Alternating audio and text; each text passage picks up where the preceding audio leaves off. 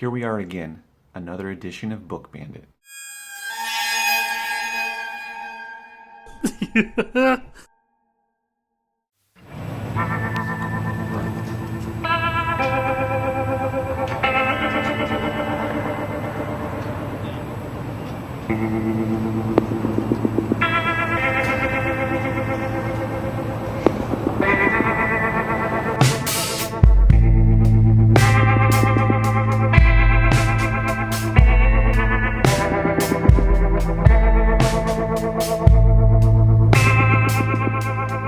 Are there very many high barriers to entry to starting this FBA business? No, there's not. There's a few things that we all need in order to begin this business, like many businesses. And I want to go through what a few of those are and where I think that the necessity or the things that everyone has starts to diverge into the things that only some people can do, and others, why they fall out of the business, why they stop doing it. The first thing that you need is money. Whether it's $100, $200, $300, you need a certain amount of money in order to start this business. You need to cover inventory, of course, buying books, supplies, such as boxes, tape, labels, etc., and shipping. So these are all things that are fundamental to starting the business, like any business, but specifically starting this FBA business with books. I guess it could be with anything. It doesn't have to just be books. It could be toys. It could be whatever, shoes. But I'm talking about books. So specifically, you need to be able to buy books, source them. You need to be able to pay for the supplies to be able to ship it in and prepare them. And you also need to pay for inbound shipping. Either you have the money or you don't, right? Either you've saved up a certain amount of money or you have an ongoing discretionary income that you can apply to the business as you start it and grow it. Either you have the money or you don't. That's the bottom line, right? You need a little bit of money though. I would say, let's say if you want to start out with sending in 100 books in your first shipment, and let's say it's going to cost 50 cents to $1 per book. So you need $50 to $100 for the sourcing. And let's say it depends on the supplies you need. You need to buy some boxes. You need to buy tape. You need to buy labels. You know, these types of things can add up. Let's say $30 for supplies, which might last you for a little bit. Inbound shipping cost will vary widely. It might cost you $20. It might cost you $50, depending on where you live and depending on how far your first shipment goes and how heavy it is. 100 books is not too heavy, but let's say you can fit it into one box, one big box, one small box, or a small Lowe's box, for instance, that I use. I can fit a good amount of books in there, maybe 2 of those boxes. So depending on where you're shipping it, maybe $35, maybe it'll be $40, maybe it'll be $50. It just depends. So right there, you're looking at $150, $200. Let's say $200 to do 100 books. So there you go. You need money, right? You need to have a certain amount of money. Now, not everybody has a certain amount of money to start the business, but a lot of people can have set aside a certain amount, use some of their savings or ongoing discretionary income. Now, the second one is time. We all have 24 hours.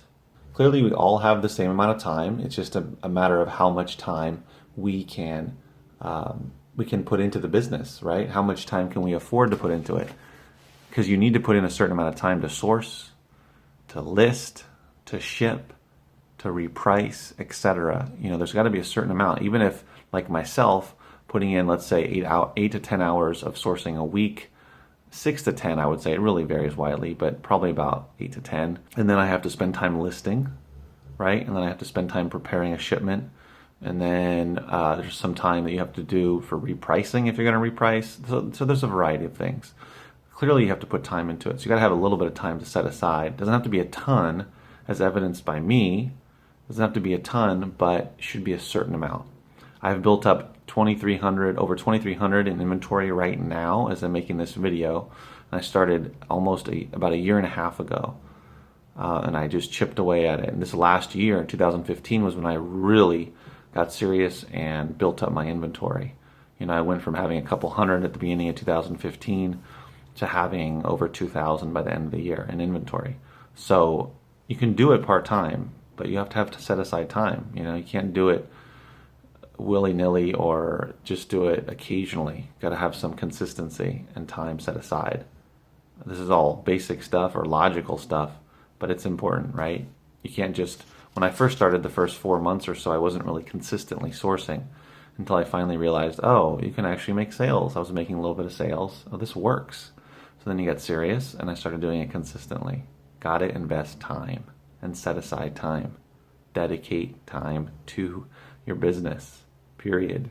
The third component of starting and sustaining the business is know-how, right? There's a bit of a steep learning curve, and there's certain things you need to learn about, like sourcing, like shipping, like pricing, like grading products, listing products, etc. There's many, many things. There's tons of other little things in there, right, that you need to learn about. And know-how comes with experience and just doing it over and over and over again. So the more you do, the more you source, the more you learn about how to pick good books to sell. The more you ship, the more you learn about shipping, more about listing, about pricing. And then when you start making sales, you really learn about what are the good books to buy. So know-how takes time, right? You've got to spend time, months, learning all of the ins and outs. And it's not rocket science, but it does take repetition. My first shipment had me pulling my hair out because I just didn't know the process. But once I did it multiple times, 2, 3, 4, 5, 6 times, then I got the hang of it and learned how I could do it most efficiently and what was most comfortable for me. And there you go. I learned. And sourcing books took me a long time. It's a steep learning curve. But I learned over time what books sell and what books make sense. So everything is know-how and it's a learning curve. So that takes time, right? You're not going to learn within a month or 2 or 3 how to do everything unless you're just a natural. Unless you set aside a lot of time in the first few months to put towards this business. If you can do that, whatever your situation is, then you can kind of compress the learning curve or shorten the learning curve so that you learn this stuff much quicker. If you're sending out shipments every week for the first 3 months and sourcing 5 days a week, you're going to pick up how to do this much quicker. I stretched it out because I didn't have that much time to put into it.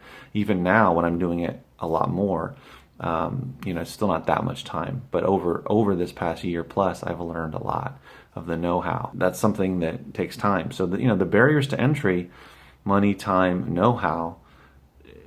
Not everybody has the money. Not everyone has the time, and not everyone. Well, no one knows how to do this business in the beginning, but not everyone is willing to put in the time and effort to learn the ins and outs of the business. And that's where the next one comes in, which I think is huge to making this business work. And what makes it not for everybody is patience. You got to have patience. You have to have a lot of patience for this. I think especially for books, you have to have patience because books don't sell as fast as other items do on FBA. A lot of other FBA sellers that do not do books, do not do CDs, do not do VHS tapes, they expect to turn their stuff over really quickly, within several weeks and not have stuff sitting in inventory for very long. They want to sell quickly. They want to get their money back quickly. So books, you have to have patience with it, and you have to have patience about learning how to do the business. I think that's with a lot of businesses, but especially with this one, you got to have the patience. And I think in order to have the patience, you have to like doing this business. You don't know if you're going to like it until you try it. But one thing for sure is you need to like books, if not love them, because you're going to be surrounded by books. You're going to be dealing with books, touching books. If you're going to do CDs, if you're going to do VHS tapes, if you're also going to do video games, great. Other media, maybe DVDs, then you should like all that stuff because it's going to make it difficult to have the patience, even if you're making money. Money's not always going to be, it can be a motivator, but it's not something that potentially is going to keep you in this and keep you going. So I started it because I had no idea I could actually make money on Amazon selling books. When I first found out about FBA, I was learning about retail arbitrage, going to the stores and flipping stuff, but that just didn't interest me. But then I stumbled upon videos on YouTube and found out you can actually make money selling books on Amazon, And that blew my mind because I'm a big reader and I love books. I think having a love for books, even if not a passion of being a big reader, helps a lot. Some people can get past that. They don't have to love what they do or love books. They just love to make the money and love the returns on investment. For me, it's important to like what you do and to like books. That's a key component of being successful or staying in this business. Because I think there's a lot of people that come and go. I see some similar booksellers at book sales, but then I also see new ones that I've never seen before. And I think people come and go in this and they don't stick around. Things don't work. Maybe their books don't sell, etc. And they feel like, oh well, I gave it a shot, or it's not for me, or whatever. And maybe it's not for them. Maybe they didn't have the patience, and maybe they didn't have the interest in books that I believe that you need to have. But if you're a full-time seller, part-time seller of books, and you're really not that into books, let me know in the comments. That's surprising to me. I feel like the barriers to entry are not that high because it's not a super complicated business. You don't need to have prior experience. You just need to learn the system of how to sell, how to source, sales rank, camel, how to price so you can make money and sell your books, those types of things. So you just learn that as you go. But I think you need to have an interest in it and you need to have patience. So it's not for everybody. And that's why I'm not too worried about new people coming in, because I believe a large majority of them will not last more than 6 months to a year. So let me know what you think in the comments below. Do you feel that this business has very low barrier to entry? Or do you agree with me that yes, you just need some money and time and a little bit of patience, but I don't think everybody has all those things. So I don't think that it's for everybody, and I don't think everyone that starts is going to last that long. So let me know what you think. And as always, remember, keep booking.